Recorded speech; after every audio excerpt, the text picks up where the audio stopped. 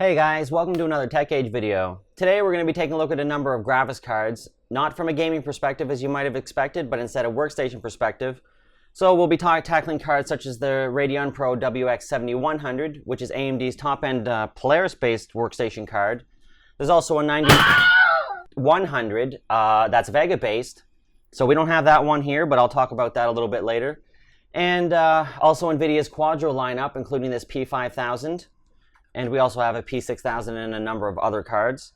But for a fuller picture, we're going to include a number of gaming graphics cards as well, such as this RX Vega 64, Vega architecture is very good in compute, so you might be surprised by some of the results here.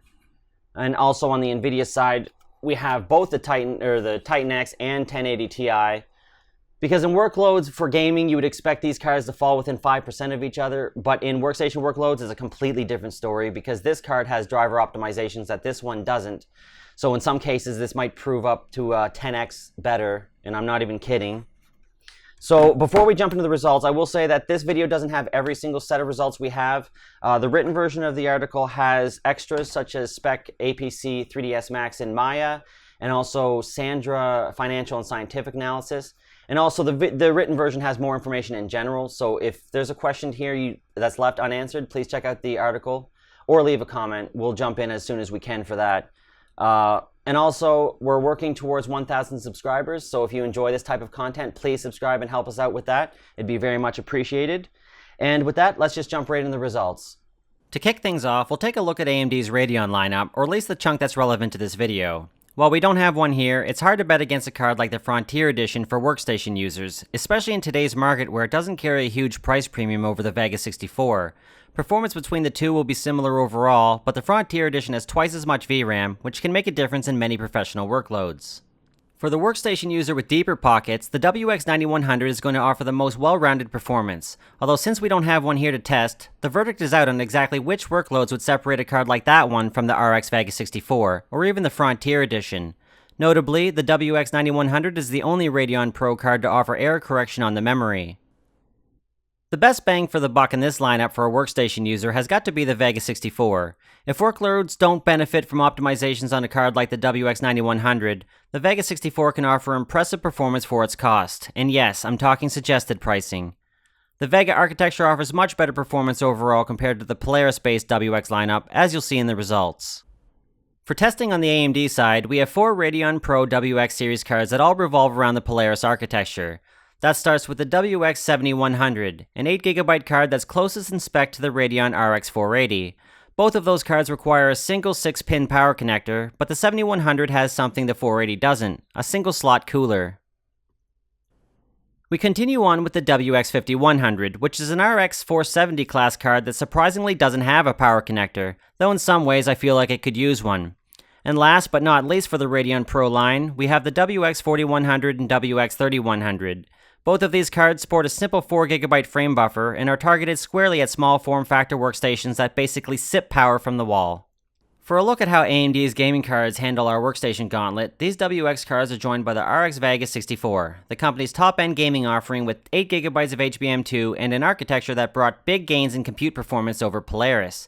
And speaking of, the Polaris-based Radeon RX 580 is being included as well, which will help us see if the WX7100's enterprise driver optimizations can help it take the lead against a technically faster card.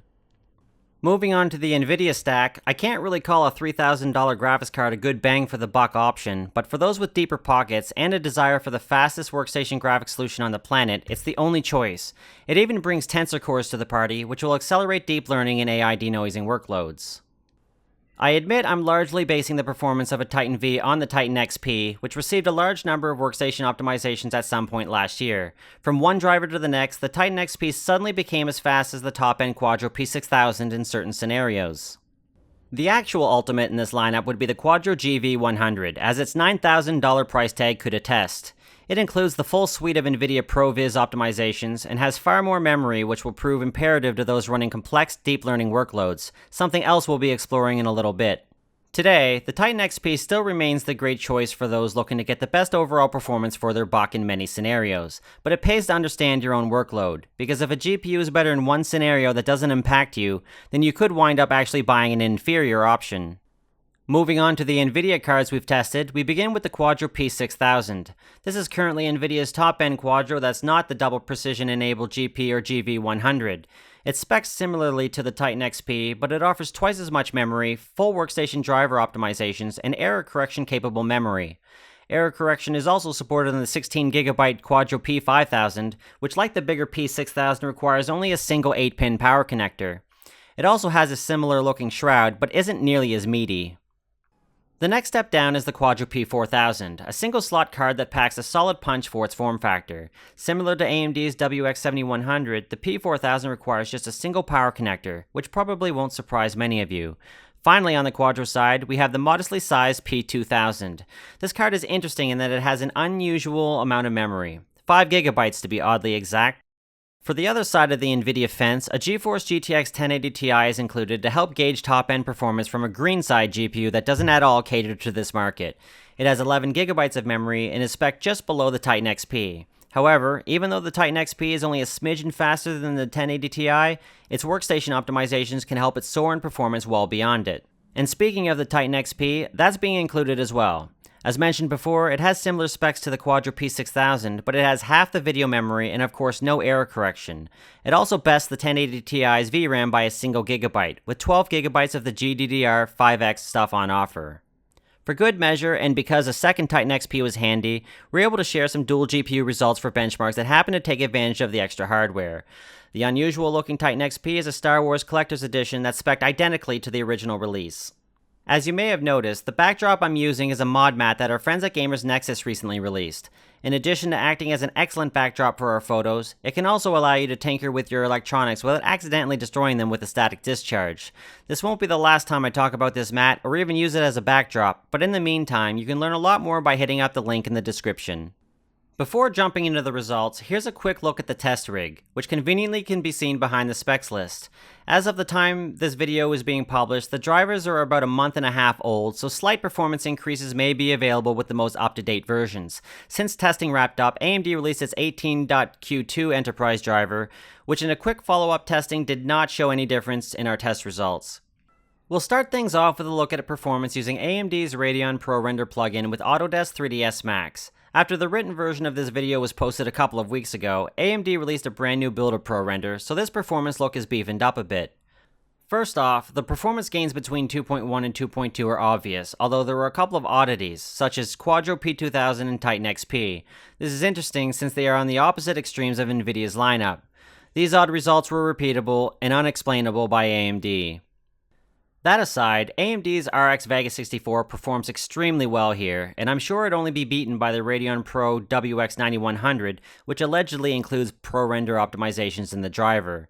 We also tested a dual GPU Titan XP solution here, but the performance was worse than with a single card, although dual GPU configurations won't see the same kind of degradation on the AMD side, I'm told. Kicking AMD to the curb until I find a V-Ray project that renders the same on both architectures, we can yet again see great scaling from the bottom to the top of the stack.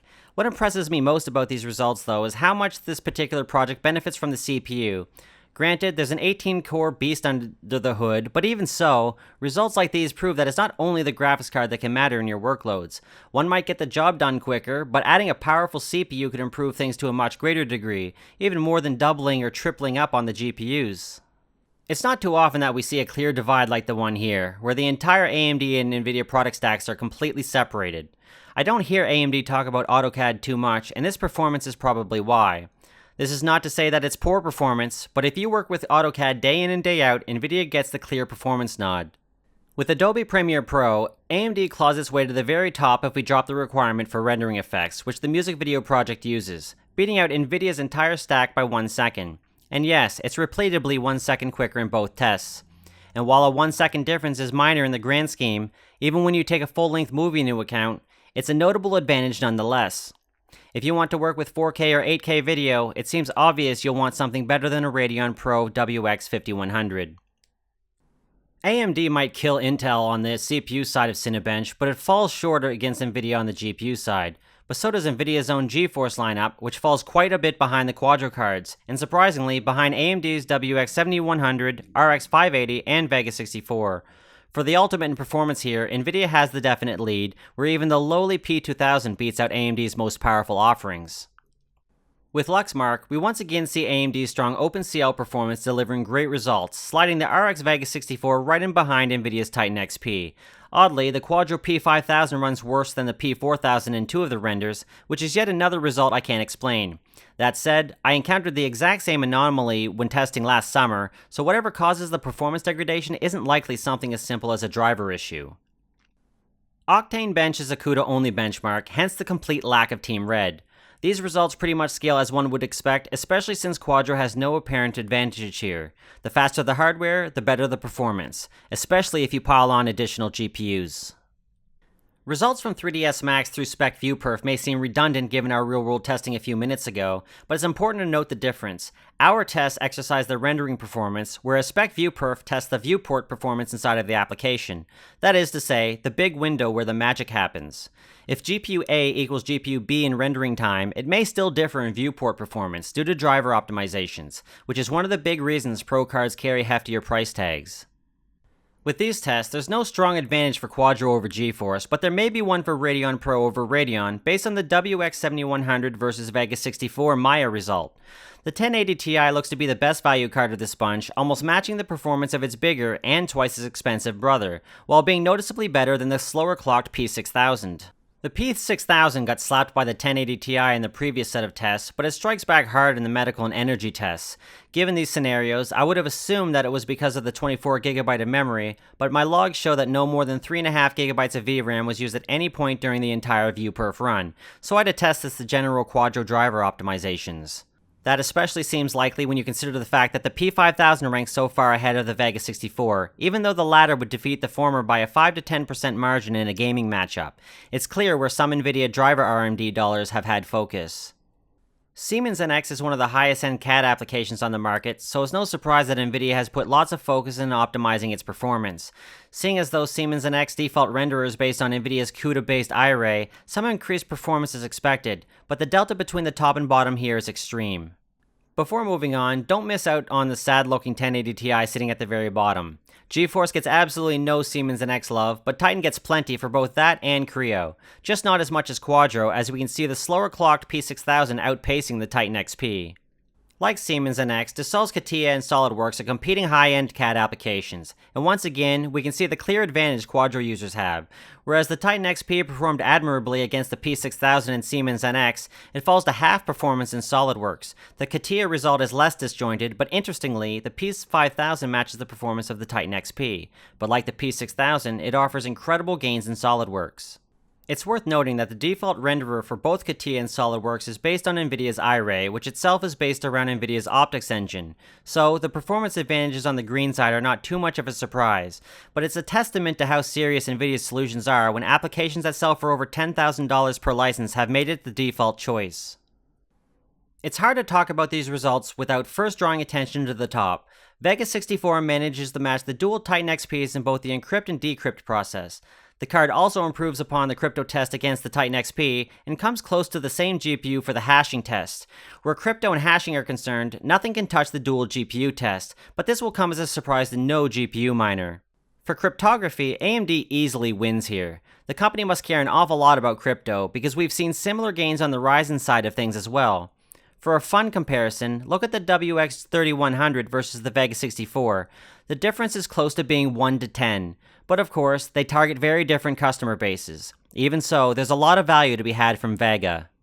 The results here may appear to be simple, but they're of the utmost importance for a lot of deep learning work. In this case, general matrix multiplication is accelerated through CUDA's QBLAST library, enabling huge performance that makes CPUs look truly inept for the same kind of workload. Clearly, any GPU that supports half or double precision is going to smash any that don't, so naturally the Titan V, with its uncapped performance, cleans house, while scaling expectedly on the single precision front. The Titan V is spec'd for 25 teraflops half precision, but when the tensors become engaged, the performance soars through the roof. It's worth noting that AMD's RX Vega offers extremely good half precision performance as well, about 20 teraflops with the Vega 64 or 25 with Boost. Given the differences with tensors, it seems clear that AMD would do well to take a similar route as NVIDIA with its Instinct GPUs. We just saw that if a GPU has tensor cores, the gains in deep learning are going to be significant. Whereas those results were a simple performance number, this Caffe2 test helped give a better perspective as to the gains across one or more GPUs, helping you make the right purchase decision if you have many millions of images to train with. For such a simple chart, there's an awful lot to talk about here. Starting with the P6000, since it has the largest amount of memory, it managed to scale just fine all the way up to a batch size of 96, thanks to its many gigabytes of VRAM. As noted before, each iteration size requires more and more memory, and only the P6000 could handle a batch size of 96 on its own, without available tensors. That leads us to the Titan XP. As a single card, a batch size of 32 must be used because 14.5 GB is too much for the 12 GB frame buffer. However, because this is compute and not graphics, combining two Titan XPs allows us to use those larger batch sizes. The GPUs simply split up the workload. And then there's the Titan V. Its 12 GB buffer escaped its fate as a bottleneck because of its tensor cores. When the tensors can work in conjunction with the regular CUDA cores, memory usage is going to be reduced. To which extent, I'm not sure, but a test that's 20 GB on a Pascal GPU is able to be run inside of 12 GB with the Titan V, so that's an impressive enough takeaway. To help us get a quick gauge on gaming performance, we've tested these same GPUs with UL's 3DMark and VRMark, as well as Unigine's Superposition. Multi-GPU scaling isn't perfect in every game, but when extra horsepower is properly taken advantage of, it can result in some very obvious gains. For single GPU, the Titan XP dominates, to be expected when you compare its spec sheet to the others. The 1080 Ti falls not too far behind that, but it keeps a fair distance ahead of the Vega 64. Quadro doesn't game better than GeForce, so these results expectedly scale. Well, for the most part. In the DirectX 12 x SPI test, the P6000 and 1080 Ti become equal, despite the Ti outperforming the P6000 in the DirectX 11 Firestrike test. VRMark's orange test represents the current state of VR, or perhaps where it was 1 year ago. Every GPU above the Vega 64 and P5000 will deliver great VR performance for current content, while the P4000 and RX 580 cut it close. No current GPU delivers suitable performance for the forward-looking blue test. Because multi-GPU for VR is virtually non-existent right now, not even VRMark will take advantage of the extra horsepower of extra GPUs, which is why the SLI result is suddenly absent. Like VRMark, Superposition looks stunning, but it fails to support multiple graphics cards. We still have at least one interesting result though, in that the P5000 outperforms the Vega 64 in all but the heaviest test. This is a GTX 1080 equivalent card, but with more modest clocks, yet it still performs great in comparison to its GeForce sibling. As you might be able to appreciate by now, it's very hard to conclude upon workstation performance, because in gaming, generally a card is going to scale the same way from game to game. There might be some exceptions, but you're not going to see something like the Titan X performing 16 times better than a 1080 Ti. It just doesn't happen.